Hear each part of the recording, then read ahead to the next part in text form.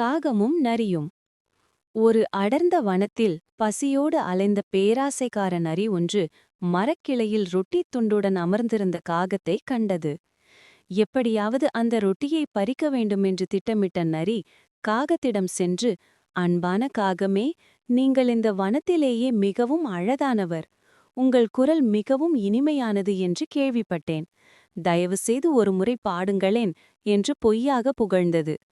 இந்த பொய் புகழ்ச்சியில் மயங்கி போன காகம் தான் எவ்வளவு இனிமையாக பாடுகிறேன் என்று நிரூபிக்க வாயை திறந்து பாடியது. பாடிய வேகத்தில் அதன் அழகில் இருந்த ரொட்டி துண்டு கீழே வீழ்ந்தது. உடனே நரி அந்த ரொட்டியை எடுத்துக்கொண்டு காகத்தை ஏமாற்றிய சந்தோஷத்துடன் ஓடிவிட்டது. எனவே பொய்யான புகழ்ச்சிகளுக்கு மயங்கி ஒருபோதும் உங்களிடம் இருப்பதை இழக்காதீர்கள் என்பதே இக்கதையின் நீதியாகும்.